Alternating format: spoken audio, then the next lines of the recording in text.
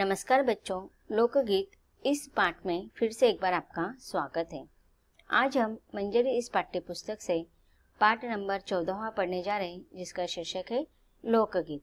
लोकगीत इस पाठ का ये सेशन नंबर 2 है। इसके पहले भाग में हमने लेखक के द्वारा लोकगीतों की विशेषता देखी और भी हमें लेखक लोकगीतों की विशेषता इस पाठ के द्वारा बताने जा रहे हैं, जिसका अब हम अभ्यास करेंगे। तो बच्चों, अब तक हमने देखा कि लोकगीत का अर्थ क्या होता है। लोगों के द्वारा गाए जाने वाले गीतों को ही हम लोकगीत कहते हैं। घर, गांव और नगर की जनता के ये गीत माने जाते हैं। इस लोकगीतों के लिए किसी विशिष्ट प्रकार की साधना की आवश्यकता नहीं होती है।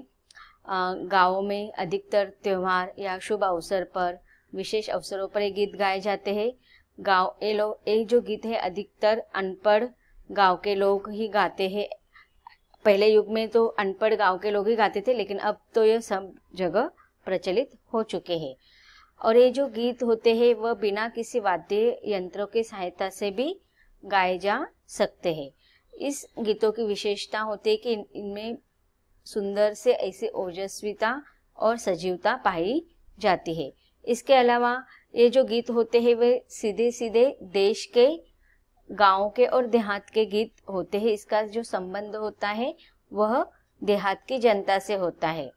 और इसके अलावा हमें लेखक ने बताया था कि ये जो गीत होते हैं वह कल्पना के आधार पर होते हैं, जिनमें लोक कलाकार रोजमर्रा के जीवन के अनुभव को गाते हैं, जो कि सुनने वाले के मर्म को स्पर्श करते हैं।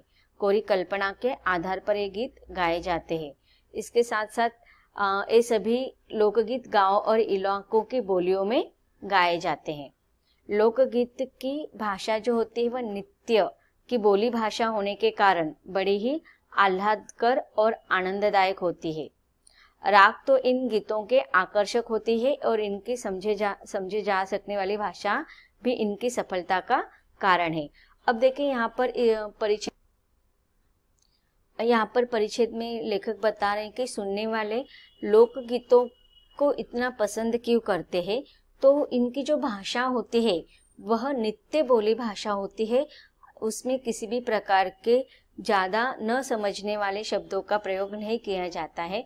इसलिए आमतौर पर सर्वसामान्य सुनने वाले इस गीतों को बोली भाषा के रूप में समझ सकते हैं और इसके साथ साथ इसकी भाषा इसकी सफलता का कारण माना गया है।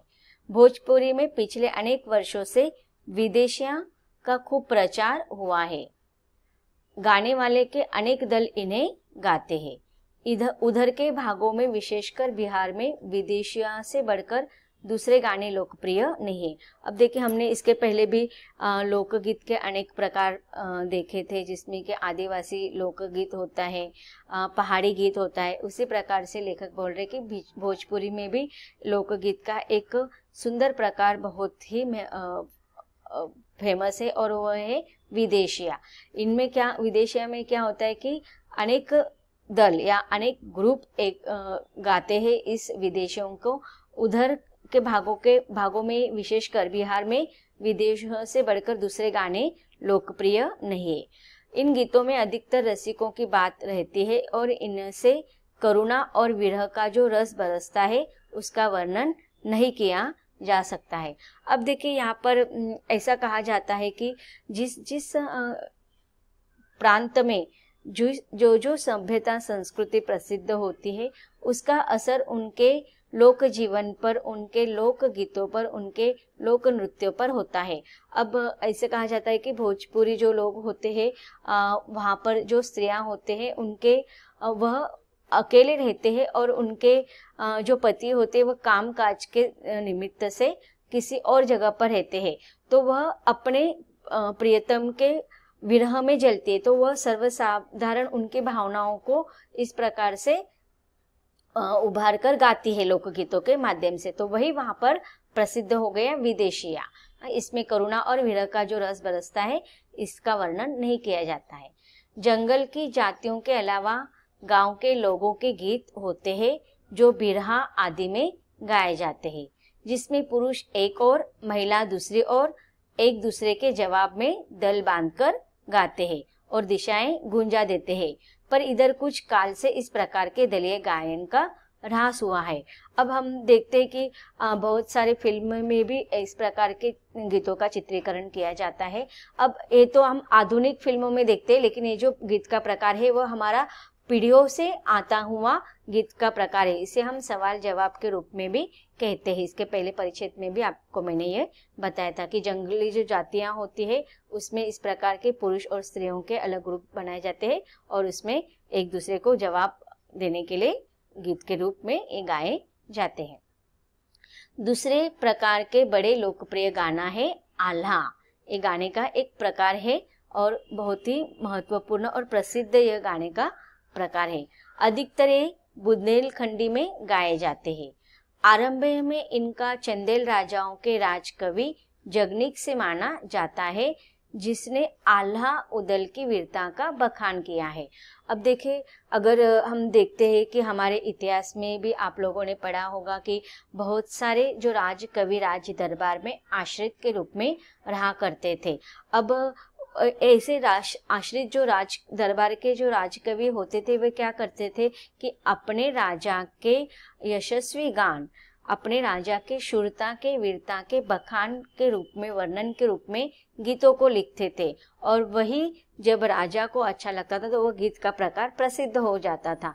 तो इसी प्रकार से बुंदेलखंडी में भी आल्हा नाम का जो गीत का प्रकार है वह चंदेल राजा के राज दरबार में जो राजकवि जगनिक थे उनके द्वारा लिखा गया है और फिर वह प्रसिद्ध हो गया, जिसे आल्हा उदल की वीरता के नाम से भी जाना जाता है। बखान किया, वर्णन करना।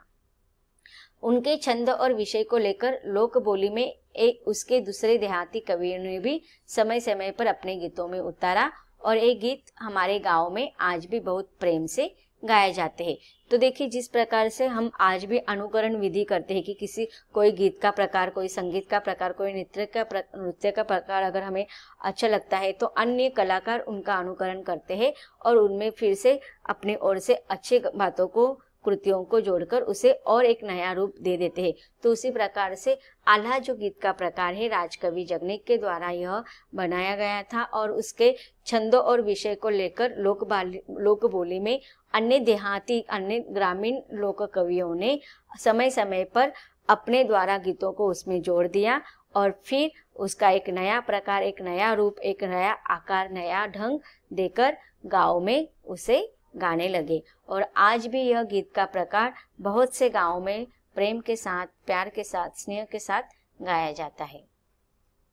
आगे लेखक कहते कि इनको गाने वाले गाँव ढोलक लिए गाते फिरते हैं। इसकी सीमा पर उन गीतों का भी स्थान है जिन्हें नट रस्सियों पर खेल करते हुए गाते हैं। अब देखिए, आज हम देखते हैं कि जो हमारी सभ्यता और संस्कृति है, पहले युग से अब तक उसका मान सम्मान और भी बढ़ना चाहिए।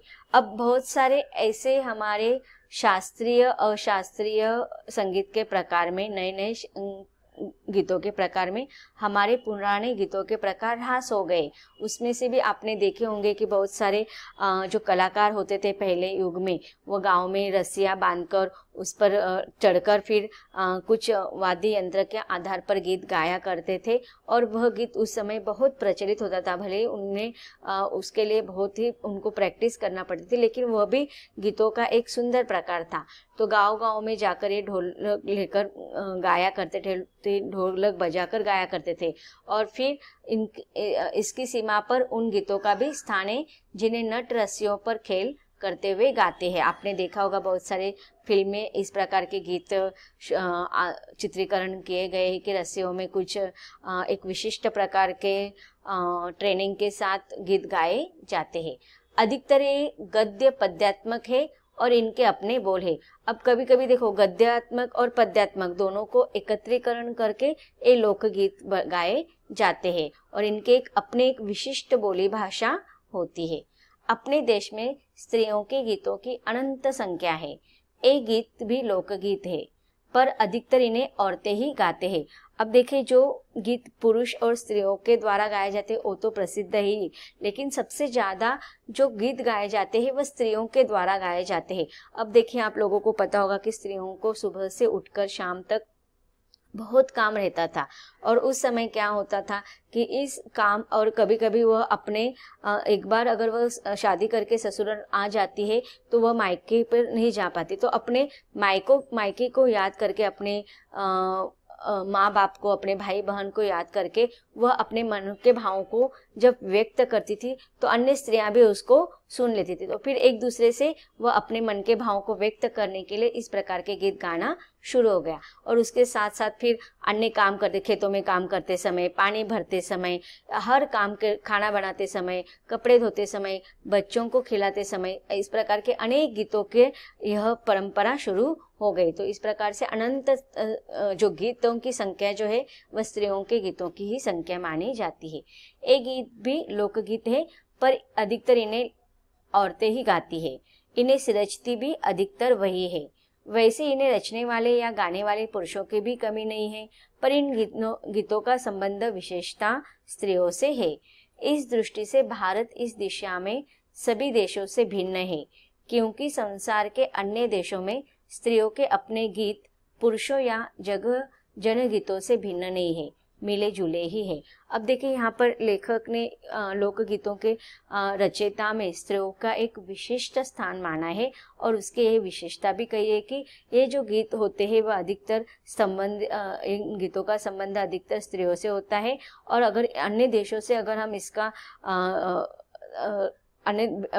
अगर हम अन्य देशों से इसकी तुलना करते हैं तो कहते हैं कि भारत इस दिशा में सभी देशों से भिन्न है, क्योंकि इसमें अन्य देशों में स्त्रियों के अपने गीत पुरुषों या जनगीतों से भिन्न नहीं होते हैं, मिले जुले ही होते हैं। लेकिन भारत के जो अन्य स्त्रियों से रचित जो गीत होते हैं वह पुरुषों के भावनाओं से अलग भी हो सकते हैं। अब देखिए, यहाँ पर कवि ने कौन से समय पर किस प्रकार के गीतों की रचना की गई होगी इसके बारे में बताया है। त्योहारों पर नदियों में नहाते समय के गीत, नहाते जाते हुए राह के गीत, विवाह के गीत, मटकोड़ के गीत, जौनार के गीत, संबंधियों के लिए प्रेम युक्त गाली के गीत। अब देखिए, शादी के समय जो लड़के वाले वधू और वर वधू के एक दूसरे को मौज मस्ती में जो गीत गाए जाते हैं, तो उनको संबंधियों से संबंधित इस प्रकार के गीतों को गाया जाता है। जन्म, अगर किसी बच्चे का जन्म होता है, आदि अवसरों पर भी अलग अलग गीत गाए जाते हैं, जो अधिकतर स्त्रियां ही गाती है। इन अवसरों पर कुछ आज से ही नहीं, बड़े प्राचीन काल से ही यह गीत गाती रही है। महाकवि कालिदास आदि ने भी अपने ग्रंथों में उनके गीतों का हवाला दिया है। अब देखिए, जो यहाँ पर कवि जो लेखक जो बता रहे हैं कि स्त्रियों का लोकगीतों पर विशेष स्थान रहा है, तो इसका यहाँ पर कवि कहते हैं कि महाकवि कालिदास ने भी अपने ग्रंथों में इस बात को लिखकर रखा है, पुरावा दिया है, साक्ष्य दिया है कि स्त्रियों का एक विशिष्ट स्थान लोकगीतों में है।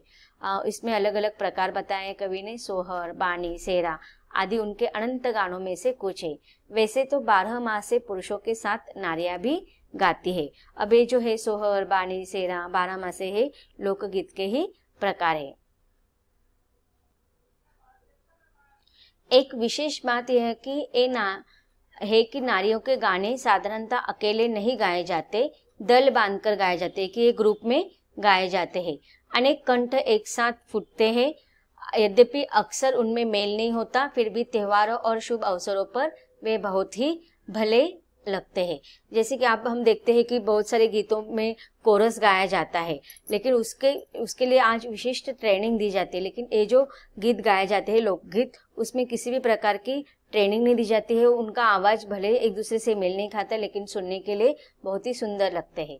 गांव और नगरों में गाने वाले भी यहाँ होती है, जो विवाह, जन्म आदि के अवसरों पर गाने के लिए बुला ली जाती है। अब देखिए, अब तक हम नए पीढ़ी के लोगों को, औरतों को, पुरुषों को इस प्रकार के गीत नहीं आते, लेकिन अगर हम गांव में जाते हैं तो जो पुराने जो बुजुर्ग लोग होते हैं, उनको जो गीत आते हैं, आज भी ऐसे शुभ अवसर पर उनको बुलाकर ये गीत गाए जाते हैं।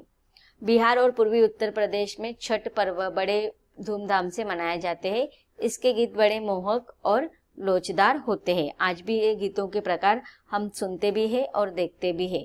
जो गांव में रहते हैं उनको अधिकतर इन गीतों के प्रकार पता भी है।